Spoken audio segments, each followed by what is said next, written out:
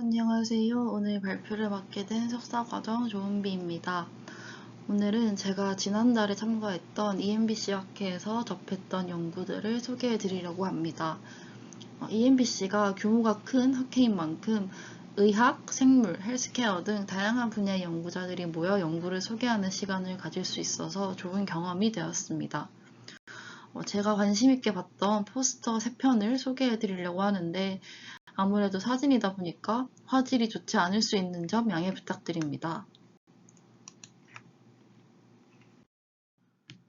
첫 번째로 소개해드릴 포스터는 우울증의 임상적 진단을 위해 FP1, FP2 두 개의 채널만을 사용한 진단 모델을 개발한 연구입니다. 2채널을 이용한 MDD 연구는 이미 꽤 많이 진행되고 있기 때문에 본 연구가 가지는 특이점을 찾고자 노력했는데요. 피험자들이 적게는 1주에서 길게는 8달 동안의 뇌파 측정을 반복해서 수행했다는 점이 다른 연구들과의 차별점이라고 볼 수 있을 것 같습니다.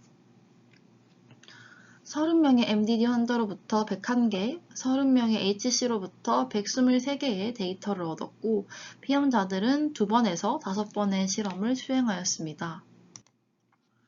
나이나 성별에서는 통계적 차이가 없었고 햄디 스코어에서만 차이가 남을 알 수 있었습니다.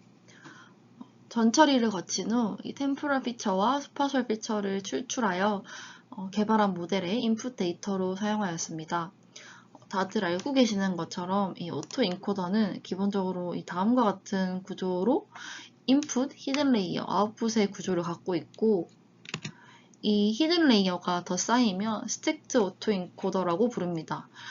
본 연구에서는 이 스택트 오토 인코더의 인코더에 해당하는 이 부분을 활용하여 이렇게 히든 레이어 3개로 구성한 후 최종적으로 요 말단에서 MDD와 HC를 이중 분류하는 모델을 제안하였습니다.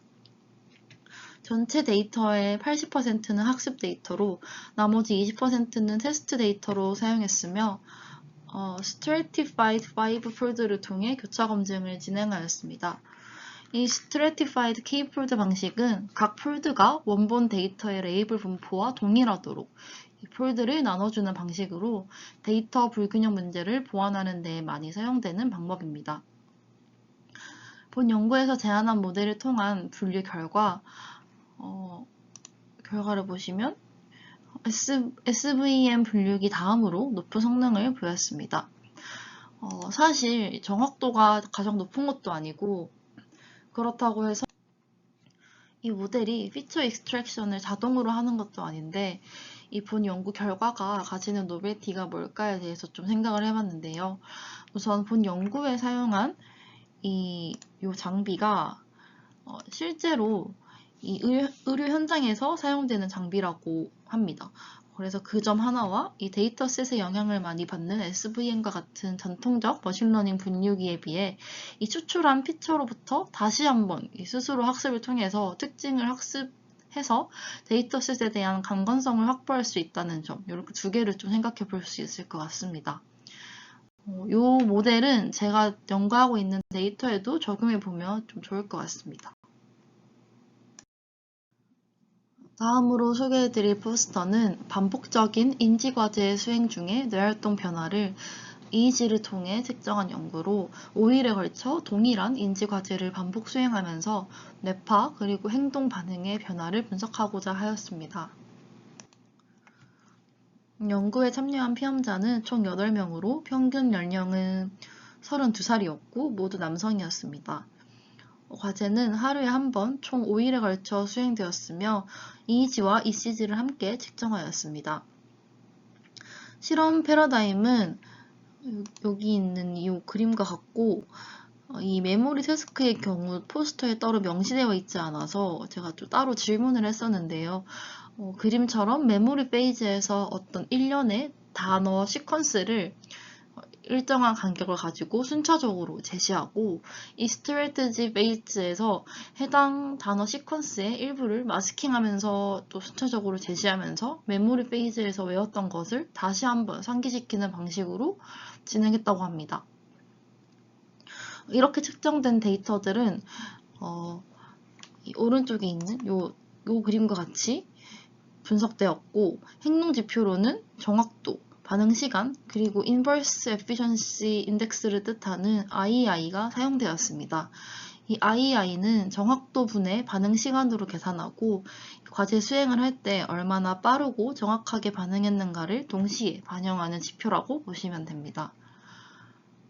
결과적으로 이 5일간의 반복 학습을 통해 여기를 보시면 이 세타, 알파, 베타 파워가 유의미하게 증가하였고 특히 여기 베타, 알파의 비율이 감소하였습니다. 이는 과제의 반복에 따라 과제가 익숙해졌기 때문에 뇌에 더 적은 자원으로도 과제를 수행할 수 있는 상태를 의미하는 것으로 뇌의 처리의 효율성이 증가했다라고 해석할 수 있습니다. 행동 결과는 이 오른쪽 표에 정리되어 있는데요. 반복 학습에 따라서 정확도가 증가하고 반응 시간이 단축되었으며 과제에 대한 효율성이 향상했음을 알 수 있었습니다. 이러한 결과들을 종합해 볼 때 반복 훈련을 통해 신경의 적응이 일어나 뇌의 처리의 효율성과 주의 조절 능력이 향상되었기 때문에 이걸 약간 좀 확장해서 뉴로플라스티시티 기반의 신경 적응으로 이어질 수 있다는 가능성을 확인했다고 볼 수 있습니다.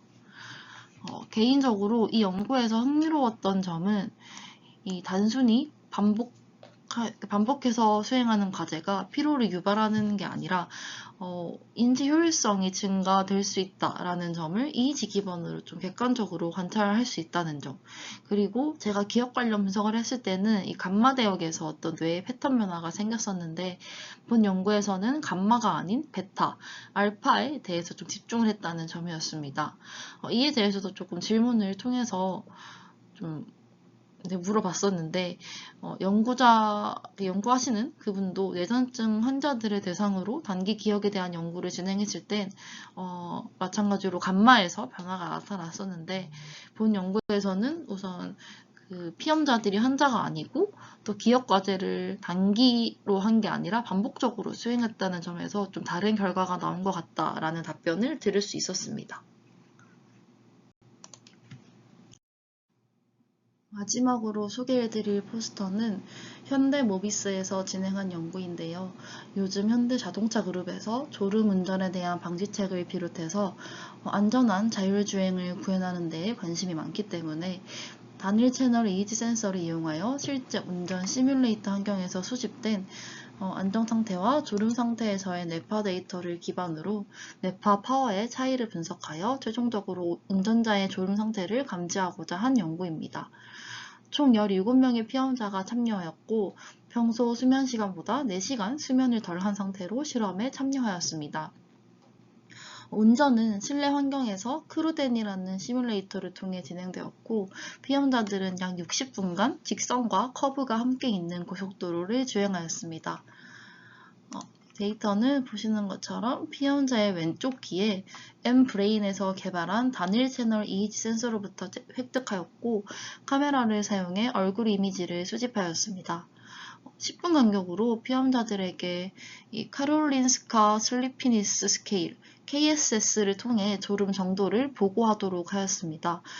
이거와 관련해서 제가 좀 물어봤었는데 이 실험이 시작되면 10분마다 피험자에게 알람을 줬고 그에 대해서 피험자가 구두로 점수를 말하는 식으로 진행했다고 합니다.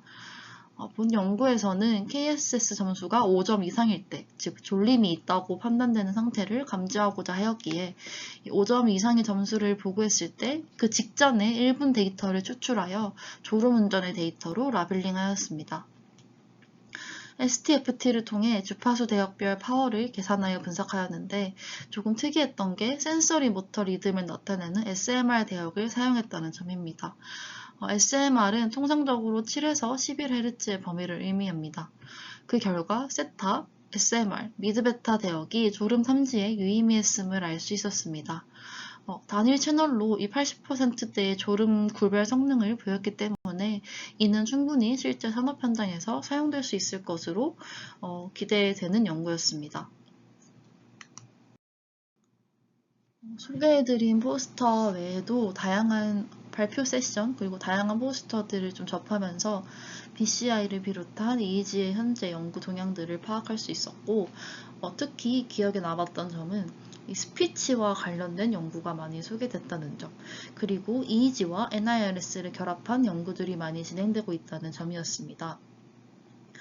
그리고 생각보다 어떤 환자들을 대상으로 그 환자들을 진단하고 치료에 도움을 주는 방향보다는 일반인들을 대상으로 삶의 질을 향상시킬 수 있는 방향의 연구들이 눈에 띄었던 것 같습니다. 마지막으로 느낀 점이 있다면 다양한 국가의 연구자들이 있지만 그 중에서도 특히 서양권의 연구자들은 제가 느끼기에 뭔가 이 상품화나 실용성에 대해서 좀 얽매이기보다는 진짜 재밌어 보여서 하는 연구들, 예를 들어서 좀 기억에 남는 연구가 있다면 아침을 먹은 사람들이 진짜 더 머리가 잘 돌아갈까? 뭐 이런 것과 같은 연구들을 좀 활발하게 수행하는 것 같아서 좀 신기하기도 했던 것 같습니다. 지금까지 발표 들어주셔서 감사합니다.